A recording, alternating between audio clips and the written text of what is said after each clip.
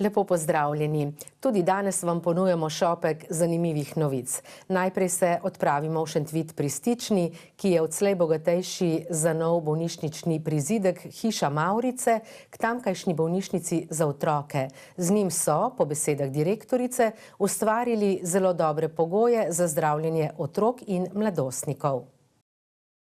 Naložba vredna več kot 11 milijonov evrov prinaša sodobno stavbo s prilagojenimi prostori za otroke in starše, zasnovanimi po najnovejših standardih pediatrične obravnave.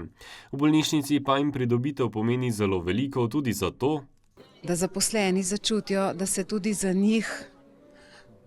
za njihove pogoje dela trudimo, ker če so oni zadovoljni, potem lahko tudi čisto drugače delajo, ustvarjajo in so opora vsem, ki nas potrebujejo. Predsednik vlade je v svojem nagovoru izpostavil, da so otroci med rehabilitacijo pogosto ločeni od staršev.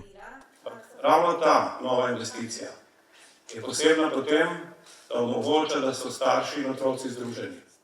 Takrat, ko otroci potrebujejo ne samo pomoč, ne samo zdravljenje, pa predvsem rehabilitacijo, so lahko starši takrat z njimi, je nadaljeval. Pridobili so namreč tudi apartma za starše otrok v paliativni oskrbi, hkrati pa se je število postelj povečalo z obstoječih 45 na 70. Župan Ivančne Gorice je izpostavil, da bolnišnica ni le delovno mesto, ampak del življenja kraja. Kadar se je kaj v kraju dogajalo, so bili po svojih močeh zraven in kadar je bolnica potrebovala pomoč, jo je tudi dobila z lokalne skupnosti. To se vidi, kako vpeta je ta ustanova v naše življenje. Svojo hvaležnost do osebja v bolnišnici je izrazil tudi eden od staršev obolelega otroka. Klemna sva prepustila čudovitim osebam, zaposlenim tukaj v Bošu. 150 km stran ima naša družina prvi dom, a drugi dom je tukaj, za temi zidovi.